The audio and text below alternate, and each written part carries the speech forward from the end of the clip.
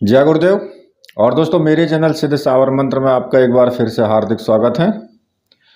और देखिए, आज मैं इस वीडियो के माध्यम से आपके लिए एक ऐसी साधना, एक ऐसा मंत्र मैं आपको बताने वाला हूँ जो कि शायद यूट्यूब पर आपको कहीं पर भी नहीं मिलेगा। और दूसरा कि कैसी भी तंत्र क्रिया की गई हो, बड़े से बड़ा तांत्रिक हो, बड़ी से बड़ी कोई भी क्रिया की गई हो, मारण, मोहन, वशीकरण, उच्चाटन, किसी भी प्रकार की क्रिया की गई हो, या किसी भी प्रकार से दूसरी काली विद्याओं के द्वारा किसी पर कोई प्रहार किया गया हो, जिसे ब्लैक मैजिक भी बोलते हैं, तो ये मंत्र बड़े से बड़े तांत्रिक के घुटनों को टेक देगा और आपकी रक्षा करेगा। बड़ी से बड़ी तंत्र क्रियाओं को चुटकी में समाप्त कर देगा। ये एक ऐसा मंत्र है कि वास्तव में इस मंत्र का अगर प्रयोग करके अगर देखा जाएगा तो ये मंत्र इतना तीव्र है और इतना आसान भी है कि किसी भी प्रकार की क्रिया को खत्म करने के लिए ये सबसे उत्तम मंत्र है। और एक मैं आपको दूसरी बात इसकी और बता देता हूं कि किसी भी प्रकार का रोग हो उसके लिए भी आप इसका प्रयोग कर सकते हो। उसमें भी आपको 100% नहीं, 101% ये सफलता देगा ही देगा। अब इस मंत्र को सिद्ध करने के लिए हमें क्या करना चाहिए, कैसी विधि होनी चाहिए, तो इसकी विधि बहुत ही सरल है और बहुत ही विचित्र है इस मंत्र की, जो मैं आज आपको इस वीडियो के माध्यम से बताने वाला। देखिए, मैं आपसे रिक्वेस्ट कर रहा हूं कि आप वीडियो को पूरी देखना, स्किप मत करना बिल्कुल भी, क्योंकि ये आपके लिए बहुत महत्वपूर्ण है। कुछ लोग स्किप करके निकल जाते हैं तो उनको समझ में भी नहीं आता है। और दूसरा, मैं आपको एक चीज़ और बता देता हूँ, इस मंत्र को साधना करने के लिए आपको ना तो किसी प्रकार के गुरु मंत्र की आवश्यकता है, ना ही किसी प्रकार की कोई मार्गदर्शन की आवश्यकता है। ये मंत्र साधना मतलब कि एक जो गृहस्थ व्यक्ति होता है ना, नॉर्मल से नॉर्मल, जो कि जिसने कि कभी पूजा पाठ किया ही नहीं है, वो व्यक्ति भी इस मंत्र की साधना कर सकता है और बहुत ही सरल है। और ना ही किसी प्रकार का कोई दोष है, ना ही किसी प्रकार का कोई विघ्न आएगा, ना ही आपके सामने कोई भूत प्रेत या कोई ऐसी चीज आपकी डरावनी आपके सामने आएगी, और ना ही रात्रि का टाइम है। तो देखिए, है ना कि कितना सुंदर मंत्र है और कितनी इसके अंदर पावर छिपी हुई है। क्योंकि मैं आपको एक चीज बता देता हूं, कितने से बड़ा तांत्रिक हो, कितनी ही बड़ी से बड़ी क्रिया की गई हो, लेकिन उस परमपिता परमेश्वर के सामने सब कुछ धूल है, सब कुछ खत्म है उसके सामने। अगर उस परम दिव्य शक्ति जो हरि विष्णु भगवान है, नारायण है, उनके सामने सारी विद्याएं फेल हैं। चाहे कोई किसी भी प्रकार की किसी ने कोई भी विद्या की हो, चाहे उसने बगलामुखी छोड़ी हो, चाहे उसने माता कालिका को छोड़ा हो, चाहे उसने भैरव को छोड़ा हो, चाहे हनुमान जी को छोड़ा हो, सब कुछ वहां पर बिल्कुल एकदम समाप्त है, क्योंकि सारी चीजें ही उनसे निकली हुई हैं, वो आधार हैं। तो भगवान विष्णु श्री हरि की जो साधना है, उस साधना का ये एक विशेष मंत्र है, विशेष, जिसको बोलते हैं विशेष टाइप का। और इस मंत्र की साधना बहुत आसान भी है, इसमें कोई ज़्यादा बड़ी आपको साधना विधि की आवश्यकता नहीं है। इसमें सिर्फ, और देखो एक कितनी अच्छी बात है इसमें कि आपके सामने आपकी साधना को रोकने के लिए किसी प्रकार के कोई विघ्न भी नहीं आते हैं, ऐसे कि भाई आपके सामने कोई भूत प्रेत आके आपकी साधना को खंडित करना चाहेगा, या कोई और शक्ति आपकी साधना को खंडित करना चाहेगी। लेकिन हाँ, फिर भी आपको देखो नियमों का तो पालन करना ही होगा।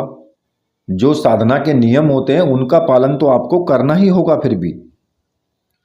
तो देखिए, इस मंत्र की मैं साधना आपको बता देता हूं, और ये सभी प्रकार के कष्टों को दूर करता है, चाहे आपके स्वयं के कष्ट हों, चाहे किसी और के कष्ट हों।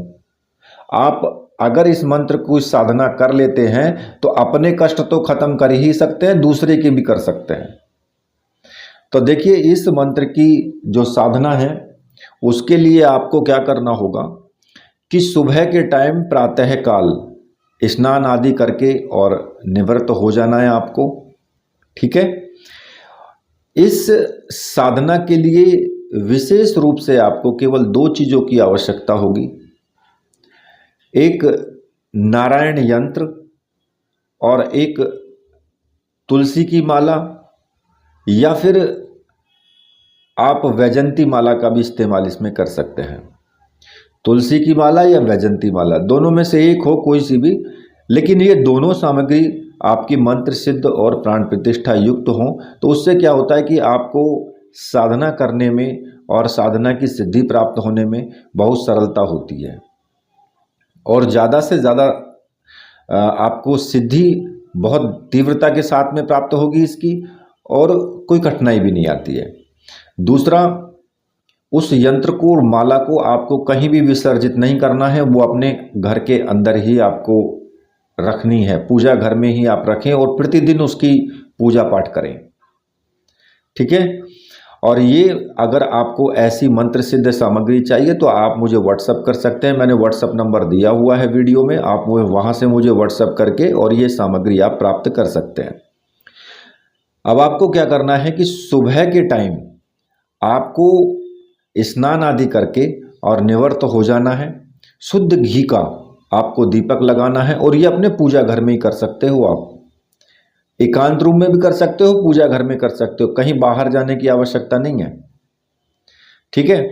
और सामने ही एक चौकी पर पीले रंग का वस्त्र बिछा ले, पीला आपका आसन हो, और पीले रंग के अगर आप वस्त्र पहन लें या धोती कुर्ता जो भी है आपके पास, अगर वो पहन लें तो बड़ी अच्छी बात है। इसमें आपको 2 टाइम साधना करनी है, सुबह के टाइम और आपको शाम के टाइम। और इसमें जो गाय का बिल्कुल शुद्ध घी आपको अगर इसमें मिल जाए तो बड़ी अच्छी बात है। हालांकि देखो, मिलता नहीं है आजकल, तो सभी जगह वही पैकेट का ही आता है, लेकिन फिर भी अगर आपको गाय का शुद्ध घी मिल जाए कहीं पर तो ज़्यादा नहीं, केवल जोत के लिए आप ले करके रख लें। तो आपको सुबह के टाइम स्नान आदि करके बिल्कुल एकदम निवृत्त हो जाए, और सुबह के टाइम, जिस वक्त सुबह के टाइम आप साधना करेंगे उसी मतलब कि जैसे मान ले कि आपने सुबह के टाइम 5 बजे साधना शुरू की, तो प्रतिदिन आपको 5 बजे ही करनी है। और अगर शाम के टाइम आपने 7 बजे या 8 बजे साधना शुरू की, तो फिर आपको प्रतिदिन 7 बजे या 8 बजे, जो भी आप टाइम आपने पहले दिन शुरू किया है उसी टाइम पर आपको साधना शुरू करनी है। 10-5 मिनट तो आगे पीछे हो सकता है, पर घंटा आधा घंटा नहीं होगा। ठीक है। एक नियम होना चाहिए साधना का। तो प्रातः काल में आपको साधना करने के लिए स्नान आदि करके बिल्कुल निवृत्त हो जाएं, कपड़े शुद्ध धारण करें, दीपक जला लें, धूप दीप अगरबत्ती जो भी आपके पास है वो जला लें, पुष्प चावल वगैरह। और आपको इसमें पीले रंग का आपको जो वो आती है, कुमकुम आती है या चंदन आता है, चंदन का टीका ले लें, पीले रंग का चंदन का।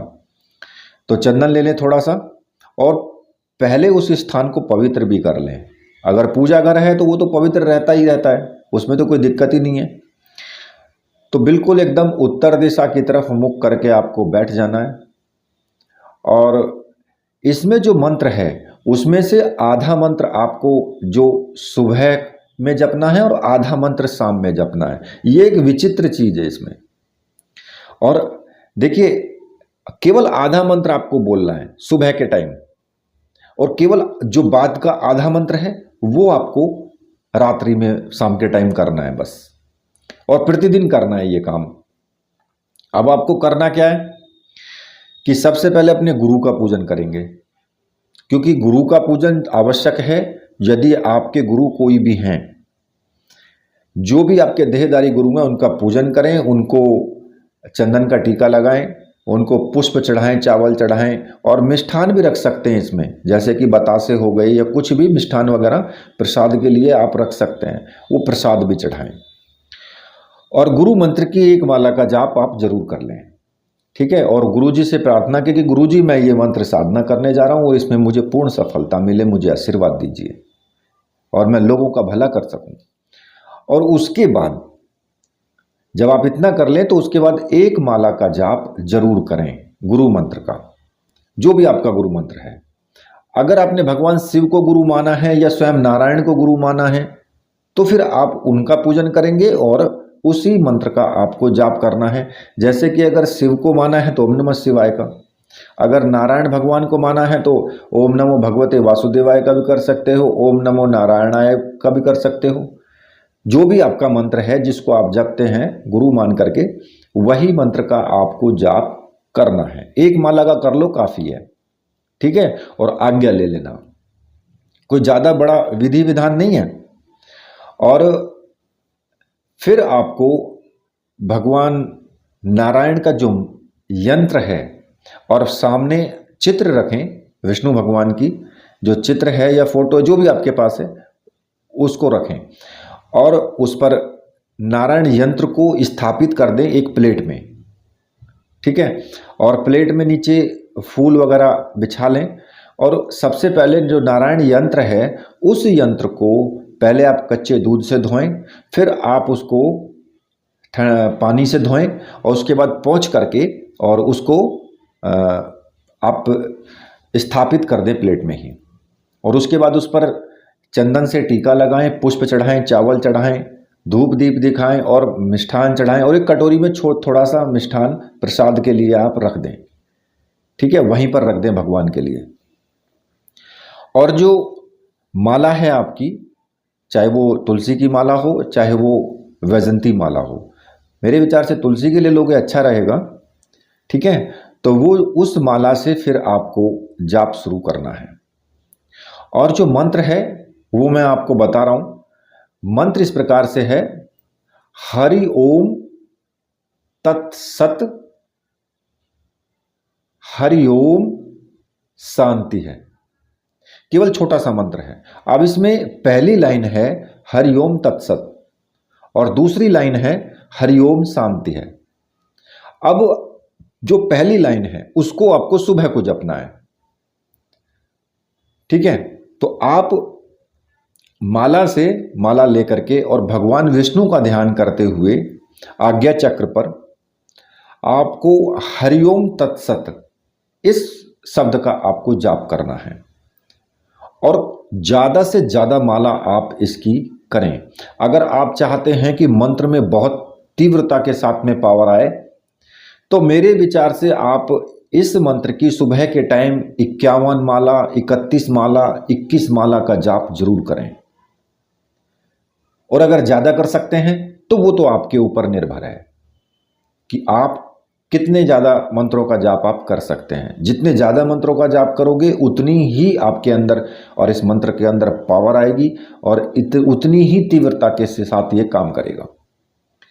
अब जब आप जप लेंगे, जपने के बाद भगवान को प्रणाम करके और जो प्रसाद आपने रखा है उस प्रसाद को आप स्वयं भी खा सकते हो और अपने घर परिवार में बाहर भी बांट सकते हो, कोई दिक्कत नहीं है उसमें। लेकिन यार रोज रोज बांटोगे ना तो लोग कहेंगे कि पता नहीं ये कौन सा टोटका कर रहा है। आजकल लोगों की बुद्धि भी तो खराब है ना, कि वो पता नहीं तुम कर रहे हो अच्छे के लिए समझेंगे बुरे के लिए। तो इसलिए ज्यादातर कोशिश करें कि खुद ही खा लें, ठीक है। अब आपको क्या करना है कि संध्या में जब शाम का टाइम हो जाए तो शाम के टाइम में आपको स्नान करना है फिर, ठीक है। स्नान के बाद या फिर अगर स्नान नहीं कर सकते हो भाई, अगर ज़्यादा सर्दी है, सर्दी का मौसम है, अभी तो खैर सर्दी नहीं है लेकिन जब सर्दी का मौसम आ जाए तो फिर हाथ पैर मुंह धोना भी कठिन हो जाता है। तो अगर, और कुछ लोग तो खैर हाथ पैर मुंह धो क्या नहा भी लेते हैं, कुछ लोग तो मुंह धोना भी अच्छा नहीं समझते हैं। अगर आप हाथ मुंह भी धो करके आप इस साधना को कर सकते हैं अगर स्नान ना हो तो। लेकिन अच्छा रहेगा कि स्नान कर लें, क्योंकि देखिए बाथरूम वगैरह भी जाते हैं तो दिक्कत तो होती ही है, अशुद्धता तो आ ही जाती है।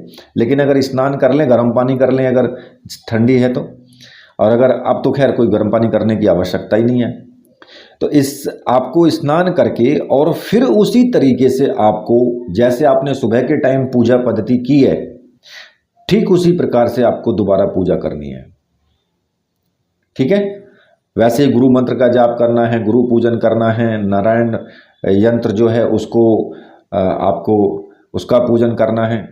और उसके बाद फिर आपको उसी माला से, जो आपकी माला रखी हुई है जाप के लिए, उसी माला से आपको जो मंत्र की दूसरी लाइन है हरिओम शांति है, इस मंत्र का, इस लाइन का आपको जाप करना है। और ये भी आपको उतनी ही संख्या में जाप करना है जितनी संख्या में आपने सुबह किया है। अगर सुबह आपने 51 माला या 31 माला की हैं तो शाम को भी आपको 51 माला या 31 माला ही पूरी करनी है। ठीक है। और ये पूरा कार्य 21 दिन तक आपको लगातार करना है। 21 दिन तक आपको लगातार करना है, यही कार्य है। अब कुछ माता बहनें कुछ ऐसी हैं कि देखिए उनको पीरियड की समस्या होती है बीच में, तो मैं आपको यहाँ पर एक जानकारी और दे देता हूँ कि इस साधना को बच्चा भी कर सकता है, वृद्ध भी कर सकता है, स्त्री भी कर सकती है, पुरुष भी कर सकता है, कोई बंधन नहीं है। अगर कोई 10 साल का या 15 साल का बच्चा है ना तो वो भी कर सकता है। अब इसमें स्त्रियों के लिए वही समस्या आती है पीरियड वाली। तो अब इसमें एक समाधान है कि मान लिया आपने साधना शुरू कर दी और साधना के बीच में आपने 10 दिन साधना की और 11वें दिन आपको पीरियड आ गया, तो फिर आपको क्या करना है कि जब आप पूर्ण रूप से शुद्ध हो जाओ तभी आपको उस कमरे में प्रवेश करना है, अन्यथा उस कमरे में आपको फिर प्रवेश नहीं करना है। अगर आप जब मान लिया कि 5 दिन 6 दिन में ठीक हो जाओ तो उसके बाद फिर आप जब साधना शुरू करोगे तो आपका, क्योंकि 10 दिन पे आपकी साधना रुकी थी, तो आपका 11वां दिन काउंट होगा। मतलब कि 10 दिन वो आपके बचे रहेंगे और 11वां दिन लगेगा जब आप ठीक हो जाओगे। तो इस प्रकार, क्योंकि ये देखो भगवान का गॉड गिफ्ट है, ये गॉड गिफ्ट होता है स्त्रियों के लिए, क्योंकि उनकी हर महीने की समस्या है। तो भाई वो साधना कैसे करेंगी, वो कैसे प्रभु का नाम लेंगी, तो उनके लिए भी तो कुछ ना कुछ जरूरी है ना। तो ये भगवान की कृपा है उनके ऊपर कि उनको इतना बीच में छूट मिलती है। तो इस प्रकार से 11 दिन अगर वो और करेंगे तो उनका 21 दिन पूरा हो जाएगा। अब आपका क्या करना है कि जब आपका जाप लगातार 21 दिन हो जाए तो 21वें दिन आपको थोड़ा सा घी लेना है, जौ लेने हैं और तिल और शक्कर और शहद, ये आपको आपस में मिक्स कर लेना है। ठीक है। घी और शहद इतना डालें कि जिससे कि उसकी लुगदी ना बने, उस मिश्रण की लुगदी ना बने। वो थोड़ा थोड़ा डालने, मतलब ज़्यादा नहीं डालना है, थोड़ा सा डालें, ज़्यादा की आवश्यकता नहीं है, जिससे कि जौ और तिल और शक्कर उसमें ठीक से मिला लें और उसकी सामग्री सी बन जाए, जिसे आप हाथ से आहुति दे सकें, यानी कि अग्नि में समर्पित कर सकें। अब आपको क्या करना होगा कि आम की लकड़ियाँ ले लें, बाजार में मिल जाती हैं, या आप गांव में रहते हैं तो पेड़ से तोड़ लाएं सूखी लकड़ियाँ, और 21वें दिन पहले ही ला करके रख लें, क्योंकि 21वें दिन आपको शाम को जब हवन करना है ये, क्योंकि शाम में पूरा हो जाएगा आपका मंत्र जाप, तो सांझ को ही आपको हवन करना है। और लकड़ियाँ रख के कपूर की सहायता से अग्नि जला लें उसमें, और थोड़ा सा ऊपर से घी डाल दें। पहले सबसे पहले अपने गुरु मंत्र की आहुति दें घी के साथ में, गुरु मंत्र बोलें और चम्मच से थोड़ा सा घी टपका दें, उसकी 11 आहुतियाँ आप घी से आपको दे देनी है। ठीक है। अब उसके बाद फिर आपको क्या करना है कि जो आपका ये मंत्र है, अब आपको पूरा मंत्र जपना है। जब आप हवन करेंगे तो आपको पूरा मंत्र जपना है, हरिओम तत्सत हरिओम शांति है, पूरा मंत्र। और लास्ट में आप स्वाहा का इसमें शब्द लगा सकते हैं। तो आपको क्या करना है कि तर्जनी उंगली को अलग रखना है, जो अंगूठे के पास वाली उंगली है वो टच नहीं होनी चाहिए, और 3 उंगलियां और अंगूठे की सहायता से थोड़ा सा मिश्रण उठाएं, मंत्र जाप बोलें और स्वाहा बोलते हुए अग्नि में समर्पित आपको कर देना है।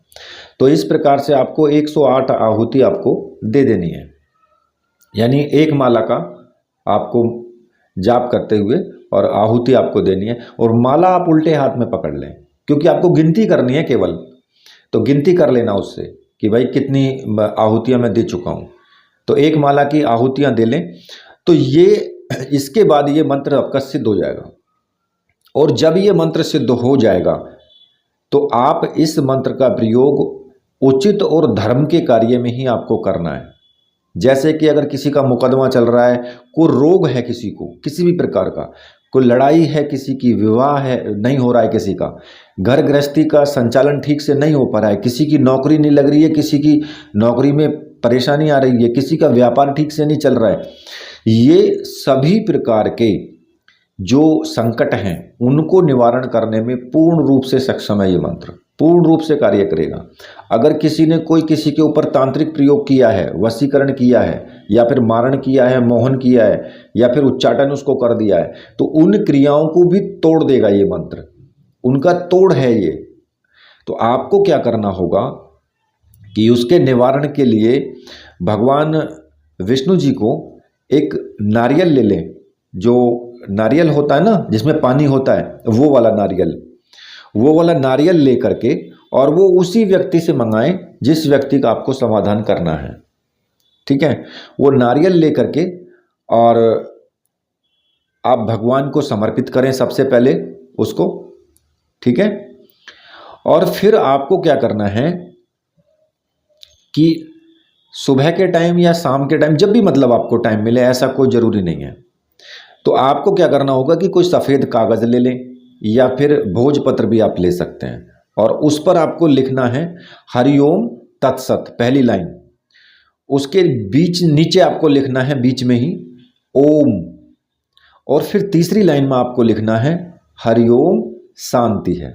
तो ये 3 लाइन हो जाएंगी, मतलब कि मंत्र के बीच में आपको ओम और डालना है जब आप क्रिया करोगे। ठीक है, और ये आपको कुमकुम से लिखना है।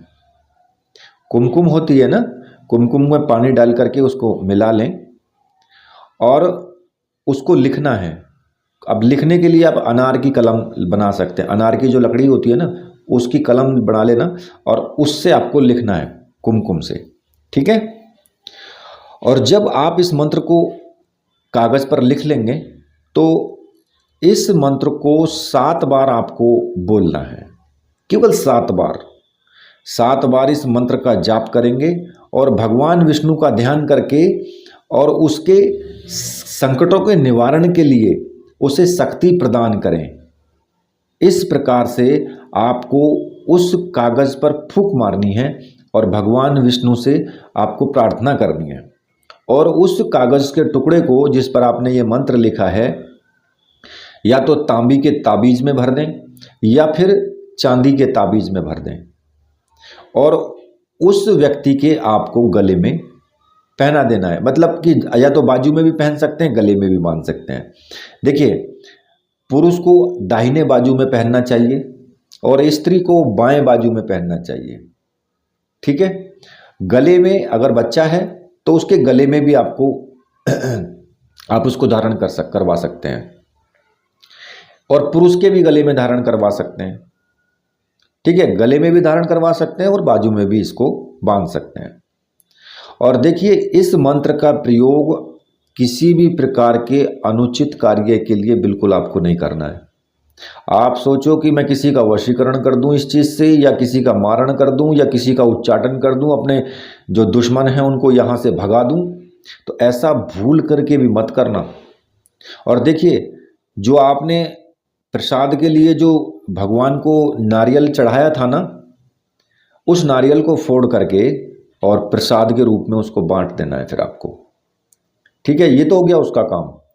अब दूसरी मैं आपको बात बता रहा था कि किसी अनुचित कार्य के लिए बिल्कुल आपको प्रयोग नहीं करना है, वरना आपको ही नुकसान हो जाएगा उल्टा। क्योंकि भगवान विष्णु कभी भी किसी का बुरा नहीं करते हैं, वो इस दुनिया के, इस ब्रह्मांड के, सबके संसार के पालनहार हैं वो, तो इसलिए वो बुरा कभी नहीं करते, बुरों का तो नाश करते हैं वो। किसी का बुरा करने की बात नहीं है यहाँ पर, यहाँ सिर्फ अच्छा ही अच्छा करने की बात है। और अगर आपने साधना की है तो आपका तो ऑटोमेटिक अच्छा हो ही जाएगा, उसमें तो उसकी तो बात ही छोड़ दो। और रही दूसरी बात कि आदमी, मैं आपको एक चीज़ और बताता हूँ कि अगर आपको दिखाई दे जाए कि आपकी मूठ आ रही है किसी पर, और मूठ ये किसी का घातक प्रहार कर सकती है या आपके ऊपर घातक प्रहार कर सकती है, तो आप से केवल एक बार इस मंत्र को जाप कर देना बस, उसके बाद मूठ का ये पता नहीं लगेगा मूठ गई कहाँ। अगर जलती हुई हांडी आती है, जैसे कि लोग घायल या घात छोड़ते हैं, जलती हुई हांडी चलती है और वो जिस व्यक्ति के नाम से छोड़ी जाती है वो व्यक्ति को जाकर के वहां पर वो खत्म कर देती है। तो ऐसी भी अगर आपको दिखाई देती है तो इस मंत्र का जाप करके और थोड़ी सी मिट्टी उठा करके उसकी तरफ चुटकी भर फेंक देना, वहीं पर खंड खंड बिखर जाएगी इस मंत्र से। क्योंकि ये मंत्र सिर्फ अच्छा करने के लिए है, किसी का बुरा करने के लिए नहीं है। और आप अच्छा कार्य कर रहे हो तो भगवान आपके साथ है, बुरा कार्य करोगे तो भगवान आपसे अलग हो जाएंगे, आप फिर मरो कहीं भी।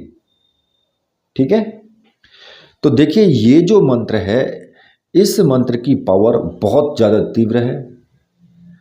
तो इस मंत्र की साधना करो और लोगों की सहायता करो, परोपकार का कार्य करो, और इसके बदले में आपको कुछ नहीं लेना है। आप किसी प्रकार का पैसा वगैरह इसके बदले में मत लेना, ये आपको बिल्कुल एकदम परोपकार की दिशा से ही करना है। तो देखिए इसी के साथ अब मैं वीडियो को यहीं पर समाप्त करता हूँ। तो मेरे साथ बोलिए, बोलिए वीर बजरंगबली हनुमान जी महाराज की जय, बोलिए मेरे परमहंस गुरुदेव की जय।